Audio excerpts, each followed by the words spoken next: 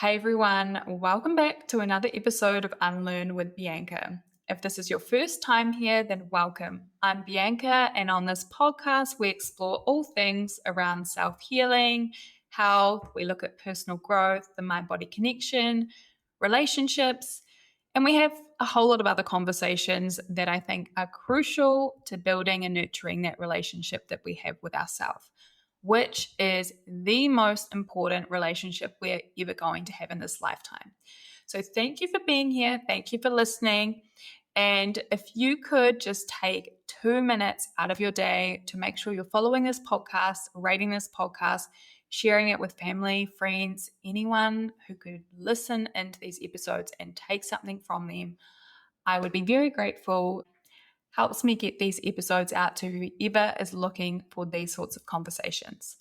So let's get into today's episode. Today we are going back to basics. We're going to be talking about getting the foundational pillars of health down packed. This episode is going to be encouragement for you guys to think about what your body could use and do with right now in this season of your life, what areas you could be pouring into more and giving a bit more attention. But also this episode is accountability for me personally, and it's going to give me an opportunity to reflect because about 2 weeks ago, I just decided I want to reset. I am really craving pouring my energy back into these basics that we know are good for our health. I don't know if it's a reset due to change in seasons. I don't know what it is. I just decided, right, I want to go back to basics. I want to work on my foundational pieces. And I think so often we tend to overcomplicate things. We go for these hacks. We get the new watch or the new thing. And these things are all great, but it's just more and more and more optimizing and biohacking and that kind of thing. And sometimes I think you don't actually need more. You just need to get the basics down packed, get your foundation right, and then build on top of that. And when you do these foundational things really well, it naturally starts to domino into every other area of your life. It's this idea that when we are disciplined, when we start committing to ourselves and showing up for ourselves, that builds that self-trust muscle. And when we start to trust ourselves more and really get those habits automated, then we start to show up with confidence. And that confidence and that surety, that starts to seep into every area of our life. Our relationships, how we show up at work, how we show up around family and friends, self-care, and really committing to ourselves and our body, that is the pillar of how we show up in every area. So I'm going to start us with some signs that it might be time that you need to focus your energy back on the foundational pillars of your health. Because often we're missing the signs and life is lifing. We get on that perpetual hamster wheel of life. Time goes nowhere. Life continues to tick away. And if we're not taking stock, if we're not pausing, if we're not really tuning in with our body and our signs, then we will push through the signs that we haven't noticed. We will push, stay in the sympathetic dominance or fight or flight response. And then eventually it becomes too much for our system. We collapse and we burn out. And that's when we're in a shutdown state or we're moving between the two and we're in a freeze response. And many of us live like this. I've definitely been here myself, but many of us live like this and we think it's actually normal. And I do not believe that living in constant fight or flight, constant fatigue, feeling like you are always irritable, I don't believe that is normal. Maybe it's become normalized, but I don't think it's a normal thing for us to experience. So the signs that I'm about to share with you guys, I like to think of them as warning signs. Like when the petrol light comes on in your car and it's time to refuel, it's like, if you don't refuel soon, you're going to break down. And these signs are like the petrol light coming on in the car. If we don't listen, if we don't take stock, if we don't make a new choice, then eventually it's going to lead to burnout. So these signs are warning signs, and everybody's warning signs will look different. I'm going to share a few that are my personal warning signs, but also some generally so that you can think about what your petrolite warning signs are. Okay, the first one, and the one that I noticed about 3 weeks ago for myself that I realized, I need to do something about this. It's creeping in, is sugar cravings. Craving sugar, craving that 3 p.m. little sweet treat to get through the day. I have such a sweet tooth. It's my downfall. And I have just been in a season of having a great summer overseas. If you have been to the UK or you live here, the supermarkets, Tesco's and Sainsbury's, they have this pastry called, I think it's a maple pecan plate. And oh my God, it is like the most addictive thing you'll ever get your hands on. I was addicted when I lived here years ago, and I've come back here and I've got me in a chokehold. So I've been having like a few too many of them, right? And when you start getting on that sugar cycle, it's easier and easier to crave more of it. Okay, so number one is needing or craving sugar to get through the day, and that may be a sign that your blood sugar is not balanced. Number one. Number two, another one that I noticed for myself was craving caffeine to also get through the day. So typically I will have 1 cup of coffee in the morning, and then that's me done usually, because I understand caffeine's impact on our nervous system, the fact that it impacts our adrenals and our cortisol levels. However, in the last month or two, I've really been going for that second coffee, that little booster midday to get through the rest of the day. And that's not something that's typical for me. So sugar cravings, caffeine, needing it to get through the day, that is a sign that the body will be under more stress. Next one, constant fatigue or irritability. This is another clear sign that your petrol light may be on. Feeling drained even after doing all of the right things and sleeping a full night. Feeling drained in the mornings when you should have energy. Another one is puffiness. For me, if I notice my face getting puffy, that is a sign that I'm carrying more inflammation or skin issues such as breakouts or irritation. That's another one, because our skin's usually the last thing to be replenished when we are in a fight or flight response, a chronic fight or flight response. So if you've been under more stress, you'll notice that your hair and your skin, it's the last thing to get attention. And that's why often you'll have brittle nails, or your hair will shed more, because it's not really a priority when our body's under more chronic stress states. Another one is poor digestion. So irregular bowel movements, constipation, bloating after foods that usually you can handle quite well. If you're getting bloating after those types of foods, that is a sign. Or just discomfort after eating.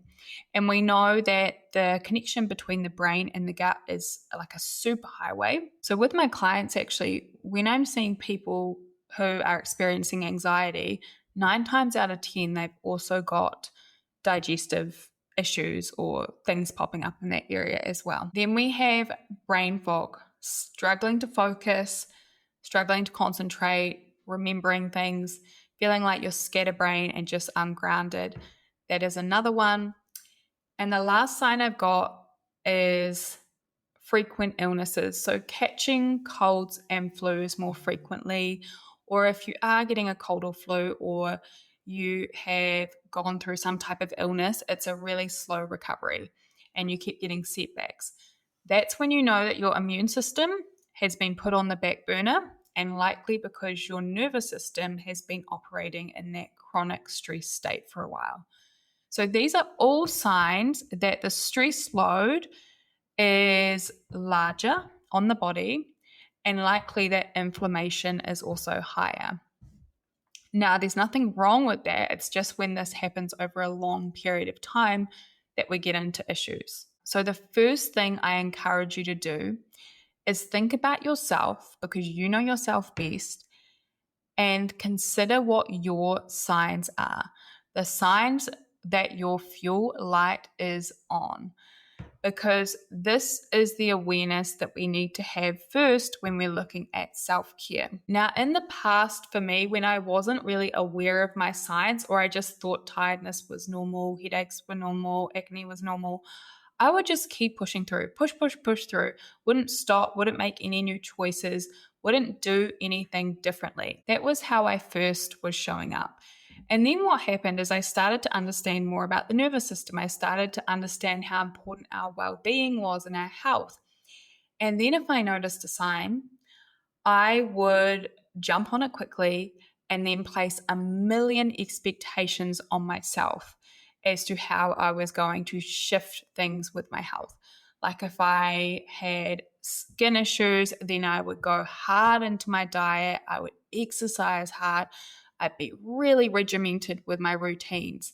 So I sort of went from one extreme to the other. And now I have come to this place within where I realize that that doesn't work also, because it's still a perpetual stress response. So when we're thinking about self-care and going back to the basics, what I will say is it's really about building that partnership with your body, because that's really what it is. It's building this relationship, this partnership with our body.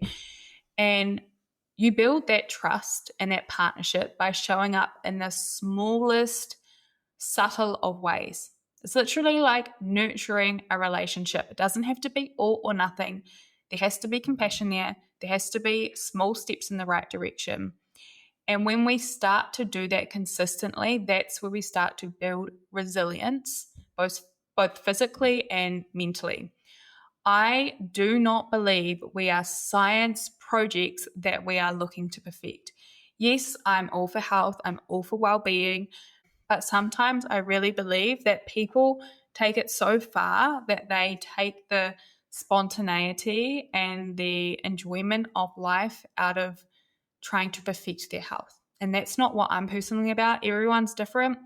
But yeah, just some words of wisdom from me. So now we're going to go through some few action points and areas to look at if you're wanting to master those basics and foundational pieces. Take what you want. Remember that your requirements may be a little bit different. I don't know your age. I don't know your health. I don't know all of your factors. Do take what resonates, and I'll share some of where I'm at currently and what I'm honing in on. All right. So the first thing that I want you to know that is essential to remember is that life works in seasons and cycles. And one thing that I don't want you to do that I am not doing, if you've fallen off the bandwagon with your self-care, if you've fallen off the bandwagon with your health, you are not going to shame your way back to discipline. Okay? No, we're not doing that anymore. There's going to be none of this, my diet has been just so shit lately and I've been so much better in the past, or I'm so lazy, I just keep scrolling all night. I'm a bad friend because I never reach out. I feel like I haven't got the capacity, or maybe like I've gained weight and I haven't been to the gym and now I look like shit. Okay? No, we are not going to shame our way back to discipline. I think it's very beneficial to accept where we're at and own where we're at and get honest with ourselves. But that is different than carrying and attaching all of these extra stories with it. For example, like I know that I've been eating more sugar this summer than I usually would.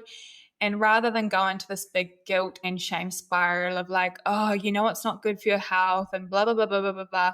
No, I'm not going to go there anymore. I'm just going to say, right, I'm feeling it in my body and I'm going to do something about it.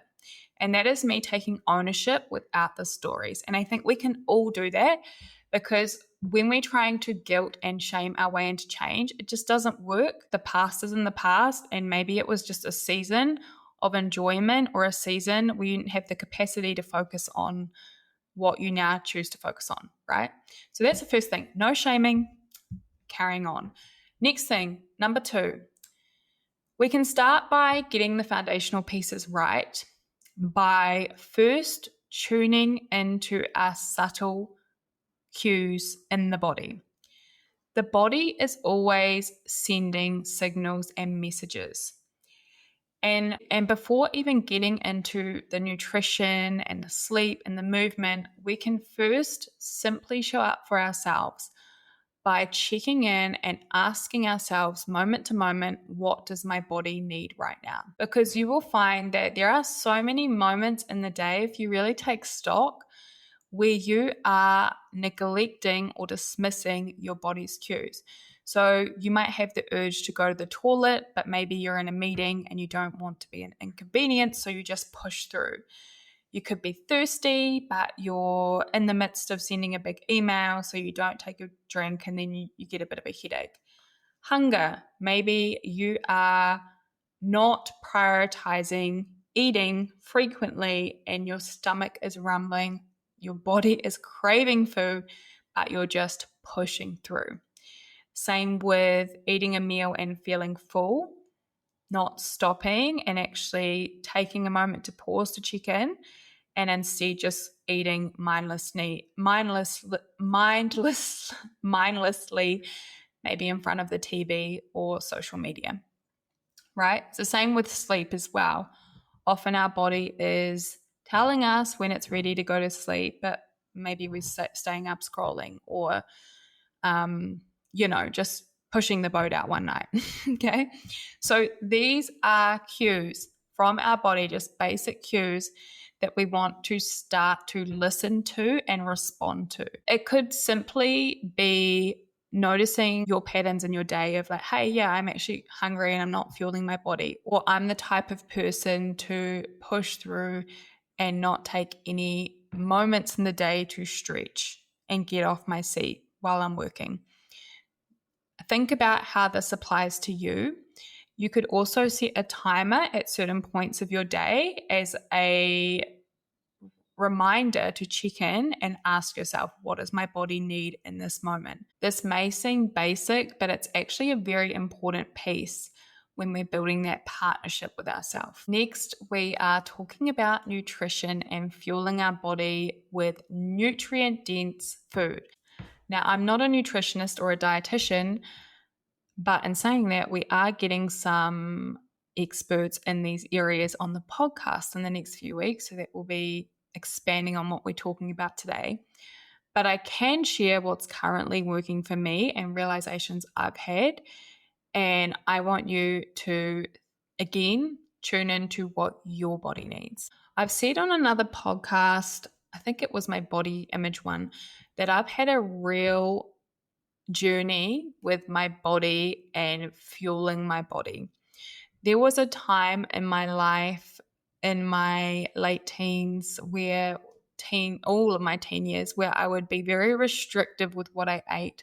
I would restrict carbs. I would go on diets. I would be very critical of my body.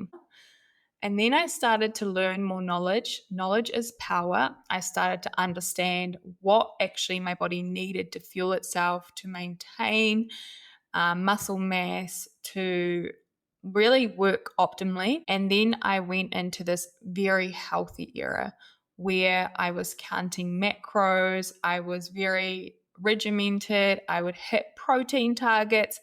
I'd be eating things like the protein yogurts, low sugar alternatives, lots of things with sweeteners.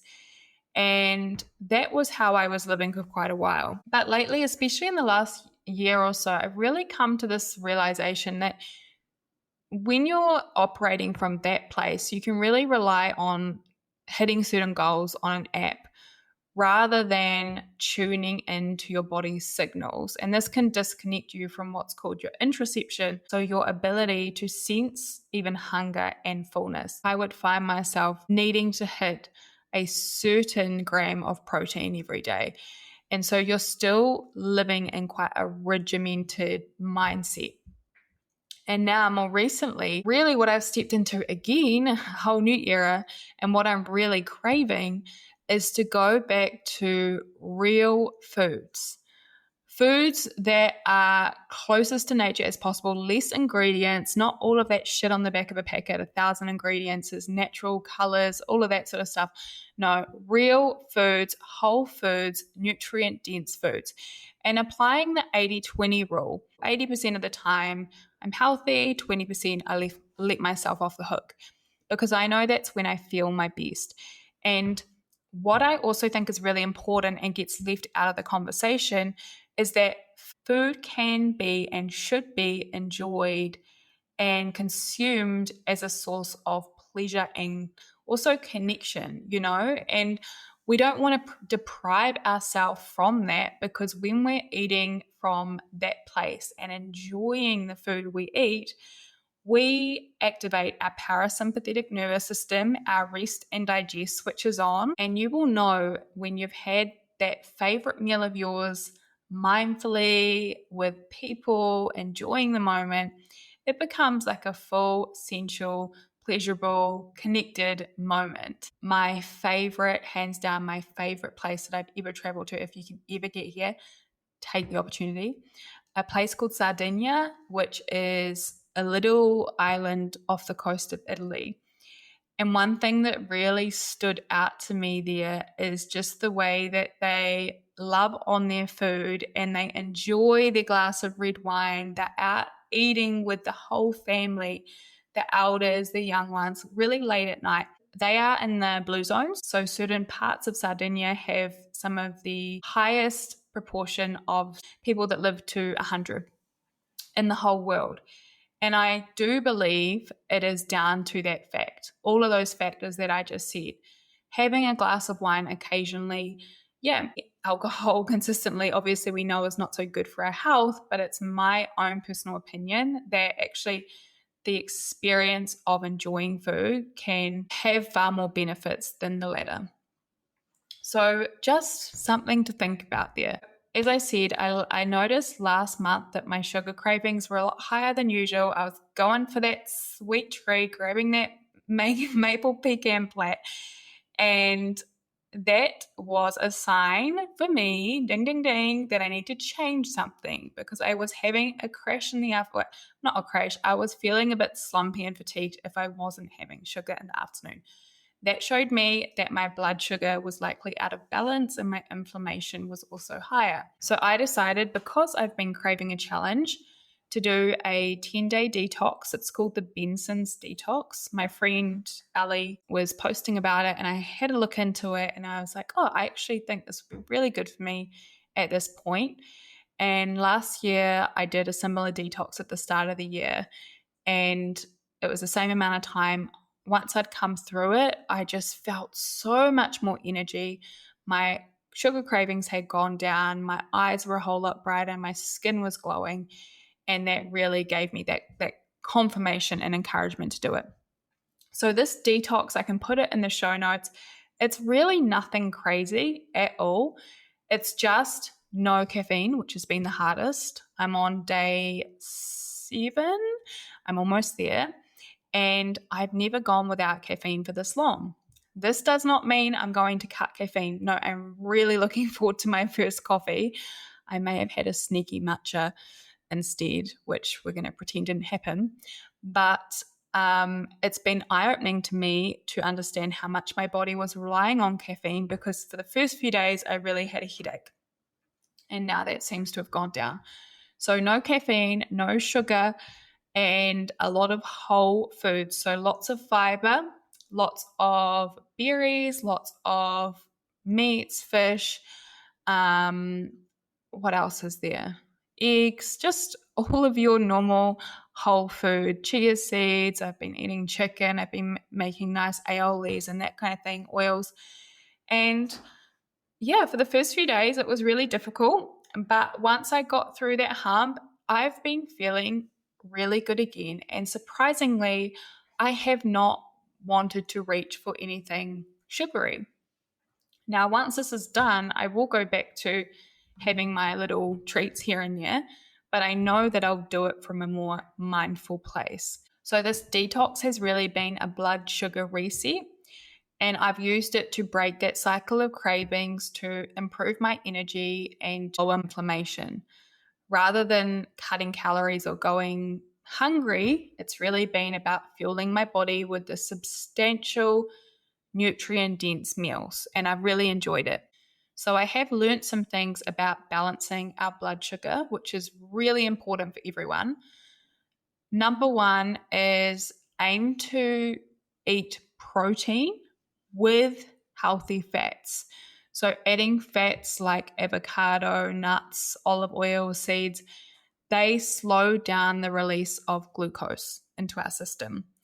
And it is really important, I believe, to eat protein in each meal. I personally don't count my grams of protein anymore, but just making sure you have a protein source, whether it be lentils or beans if you're vegetarian, or meat if you eat meat, or something different. I think it's really important to do so. And other things that stabilize your blood sugar, avoid eating carbs by themselves. So fruit by itself, bread by itself, anything by itself without adding protein or fat, because then we just crave more, right? So for example, if you have an apple, put some peanut butter or almond butter or something with it.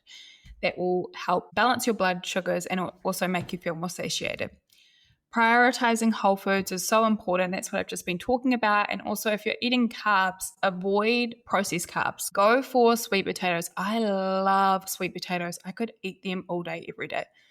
Oats, quinoa, brown rice. Go for these ones over just simple carbs like white bread, pastries. Bianca, pastries. Go for it over those ones instead. And make sure you're adding a lot of fiber to your diet, especially vegetables that contain fiber, high fiber. I didn't realize how much fiber was in berries. Berries are very high in fiber, especially raspberries. This can also help with our digestion. And the last tip is eating enough and not going too long without eating. I know everybody has different opinions about fasting, and I probably don't know enough about that area to give good advice. But what works for me is eating meals and staying full that way. So I'm not going into craving a snack if I haven't had a proper meal. Skipping meals often leads to blood sugar crashes, and then we have the cravings, then we tend to overeat, and then we're back in that spiral again. So they are my tips. They are what I'm going to be focusing on. On top of that, there are a few other basics I'm getting back into. I'm taking supplements, fish oil, vitamin C, vitamin D, and magnesium. They are ones that I take consistently. I know a lot of people are very deficient in vitamin D, so that's one that I think is really important. Making sure I stay hydrated, drinking 2 to 3 liters of water each day, and 2 more that I've just started implementing that are very easy and foundational. First one is showing gratitude for my food. I was staying with a friend a few weeks ago who was doing this frequently, having a prayer over their food. And I thought that's a really beautiful way to be mindful and to get yourself into a good state before you eat. So just taking a moment to show gratitude and appreciation for the food in front of you, because often we're not even thinking about, where was this food sourced? How lucky am I to be even having this food in front of me? Doing that, I think, is going to be something really beneficial for me. And the other thing is taking 3 deep belly breaths before I eat a meal, because that will switch my body into parasympathetic mode and I can digest the food better. Now, I had done this in the past, but I've sort of slipped in the last few months, so getting back into that. That was something that Cherie Beaumont, she was on an early episode, she suggested, and I think it's a great tip. One thing I know for sure is that if you prioritize eating real food, eating whole food, you will start to notice how good it feels to eat good food. You will start to notice how sensitive your body can become to food that has way too many ingredients and is way too artificial. and it doesn't take long. What the last week has really helped me to do is just be mindful of what I'm consuming again. And it comes to that bigger conversation of what we are consuming more generally. So even products we're putting on our skin, makeup, perfume, deodorant, where can you minimize the load that is going into your bloodstream through your body, because that can be another stressor. The next foundational piece is sleep hygiene and rest. One we all know, but one that often gets left and neglected. So first thing, prioritizing getting enough sleep. 7 to 8 hours sleep. Different people work on different amounts of sleep, but that is important. And something that I've been working on is maintaining a more consistent sleep and wake time. Waking up and going to bed at the same time can really help regulate your body's internal clock. If your goal is to work on your sleep, something really beneficial you can do is avoid bright lights before you go to bed, because they interfere with the production of melatonin, and melatonin helps us get to sleep, right? So if your brain is drowned in blue light and screens and computer, TV, your phone's pinging, you've got artificial lights up, those bright white lights. I can't stand those bright white lights. It's only dim lights in any house I'm in now from here on in. If you haven't tried this, get lamps and get a warm light bulb, and one that you can turn up and down. Replace the bulb and a lamp, put on the thing that you can control on your phone. I also like a colored light. It's quite nice, and it just completely changes the mood and the vibe, and I love it. Anyway, artificial lights, they're a no-no. So get rid of the lights and the screens. Even putting your phone away 20 minutes, 30 minutes before you go to bed can be a game changer. Andrew Huberman, he is a scientist. He advocates for getting out into natural sunlight within 30 to 60 minutes of waking. And this is a scientifically proven way to help regulate your circadian rhythm, and that boosts alertness. It prepares your body for sleep later in the day. Even if it's an overcast day, still get outside. 15 to 20 minutes outdoors every morning. That's why a morning walk is a great idea. That really is so beneficial for your nervous system and for sleep. Another tip is to avoid eating an hour before bedtime, because that keeps your metabolism switched on and all the energy is going into metabolizing your food. Now, if we think about rest rather than just sleep, this is also a really important foundational piece. Having moments of rest, even if it's 2 minutes, planted in your day. That could literally just look like 30 seconds of closing your eyes and doing some deep breaths. That could look like taking your lunch break and sitting in the sun for 20 minutes. That could look like slowing down the pace and the speed in which you are walking. That's something I've been working on. Rather than pacing myself to get anywhere, just simply by slowing down your movement, slowing down the walking, or even slowing down the talking, that activates our rest and digest state. So really micro things like that can help signal that safety back into the system. Also, I think the wider conversation is your relationship with rest, because it's very easy for people to get into the mindset of, I'll rest when da-da-da-da. I'll rest when the kitchen's clean. I'll rest when the jobs are done. I'll rest when, we could go on and on and on. But ultimately, rest is important. It's just as crucial as being productive, if not more crucial. So consider your relationship and your beliefs that you've learned around rest and what it means to rest. That's something that I'm constantly unlearning and really challenging myself around. Because if you've been in a cycle where you have pushed, or you've been managing a whole lot of things and you've been organizing and doing, it actively takes that awareness and spaciousness to know, hey, look, I need a moment of rest right now, and it's okay. And I don't have to slip into guilt. I deserve this. This is part of just my body, what it needs to function optimally.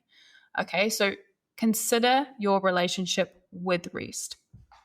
One more thing that's coming to me around sleep is I believe that it's very hard to get to sleep if we are carrying responsibility and carrying things into our evening that we haven't yet let go of.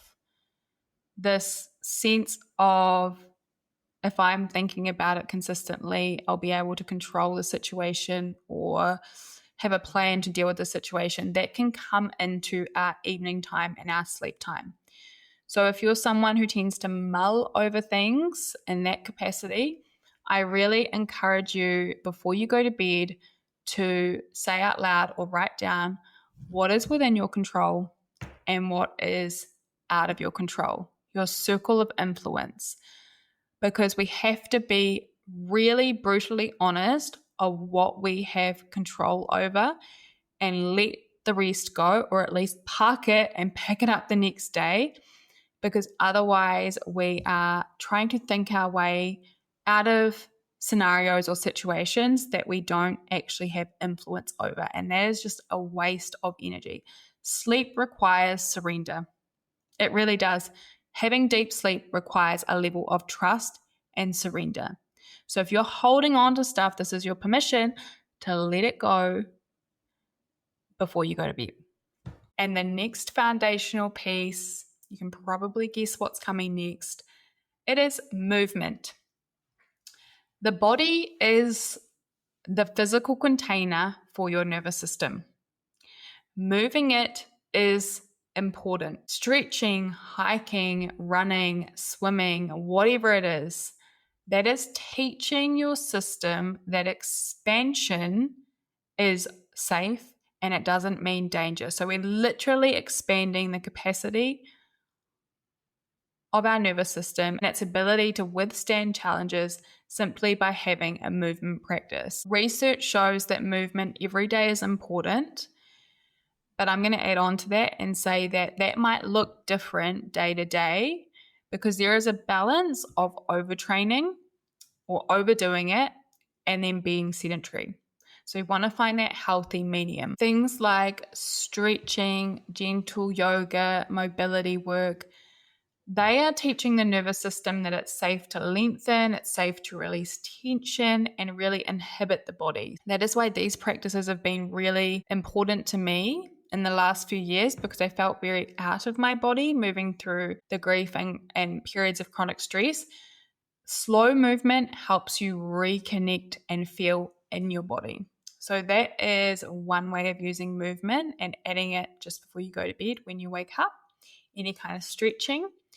Cardio, so things like running, swimming, hiking, cycling, they are really good movement practices for engaging the body rhythmically. So getting back into that rhythm, they help regulate energy, release a lot of stored stress, and of course you get an endorphin boost while you're doing cardio. Not me for running personally, but for a lot of other people. Not yet, I should say. I haven't had my running era yet. Dancing, shaking, and these are also amazing movement practices for moving trapped energy and helping discharge the fight or flight responses.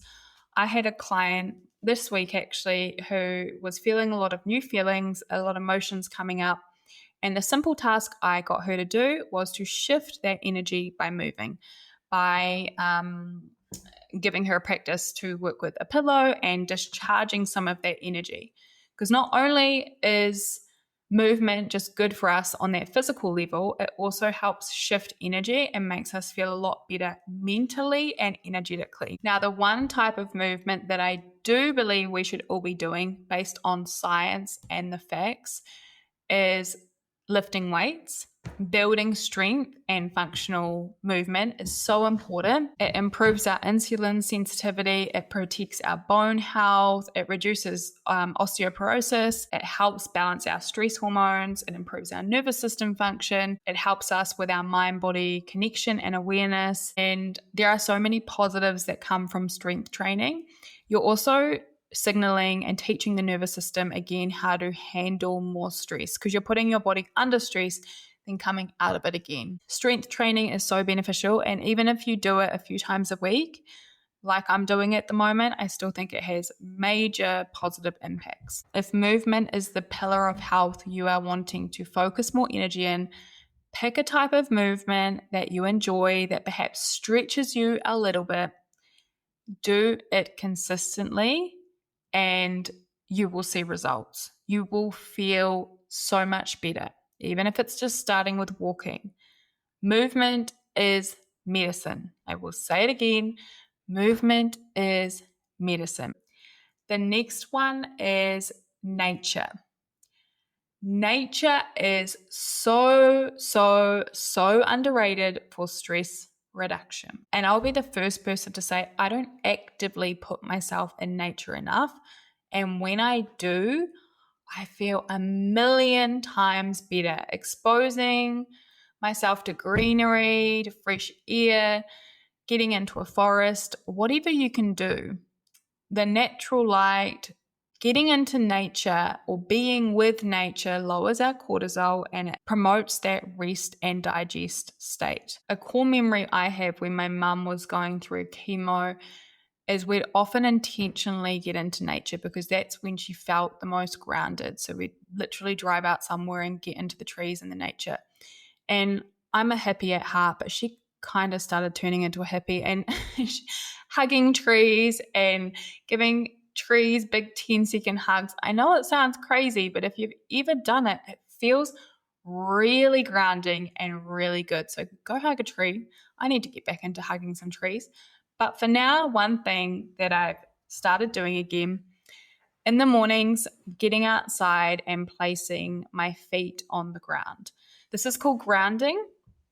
If you can't get directly into nature where you are living, but you've got grass, get outside first thing, put your feet on the ground, take about 3 to 5 deep breaths in and out, feel your feet on the grass. That is communicating to your brain that you are supported and secure, and this process can help down-regulate stress and reduce hypervigilance. Okay, so it's enhancing your proprioception, which is where your body is in time and space, but it's also anchoring you into the present moment and grounding you, literally grounding you into nature beneath you. It's a really good thing to do when you're feeling up in your head and scattered, and you will notice that you feel less reacted, more connected to your body once you have stood out in grass in bare feet. It's a practice that is used a lot in somatic practices and meditation and some yoga, a lot of people moving through trauma therapy. It is one thing that we can do just to simply ground ourselves. So I have been in London, obviously.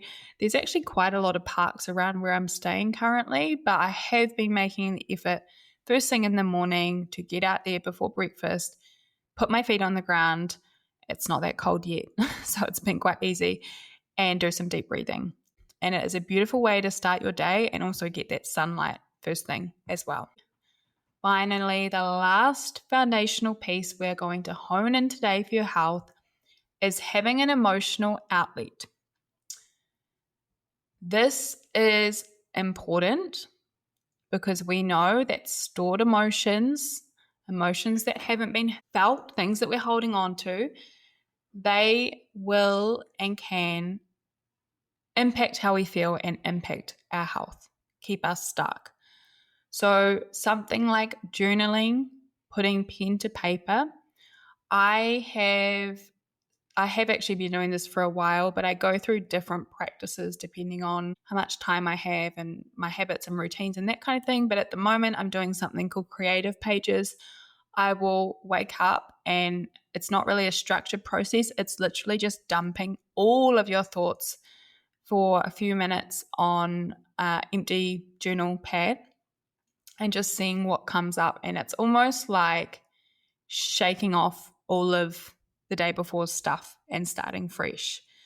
Some people prefer a more structured journaling practice. Some people like having a person they can speak to and to, be able to share their emotions in that way. It's just an important piece of health that so many people forget about. So, questions to ask yourself if this is the area you're focusing in on. Number 1, what are you sick of carrying? And you might want to journal about these. What are you sick of carrying? Because every relationship, every habit, and every commitment is taking up space in your inner field. If you are still entangled with people or patterns that drain you, you are robbing your future self of the energy that they need for the next version of you. I don't know where that came from, but what I'm trying to say is we have all these little energy zappers off us that we often don't realize we are still carrying. Now, I've really had to take stock of that again in the last few weeks and get really brutally honest with myself about some habits I had, maybe some relationships I was feeding and that kind of thing that weren't giving me energy. So if it feels heavy every single day, it is time to put it down. That is the first point to reflect on. The second point is, what am I avoiding? Because that is another very difficult question to ask ourselves, but can be really beneficial in terms of knowing why we're feeling so drained, why we're stuck in a stress response. Perhaps we've been avoiding having a difficult conversation with our boss. Perhaps we've been avoiding looking at our bank account. What have you been avoiding? And if you can face that head on, then you're almost finishing a loop, which will release a whole lot of stress from your mind. Cleaning up the things that you've been avoiding, which for someone like me doesn't come easy, but it's a practice. And I think once we start to do that, again, we build that self-trust that we can do hard things. And finally, the last thing is, what do you wish you had more of? In this moment, if you're feeling flat, if you're feeling depleted, what do you wish you had more of? It could be a good, lighthearted conversation with a friend, because connection is actually key. So it might be reaching out to that friend that you haven't talked to in a while. Could be, I need to get to water. I need to be by water.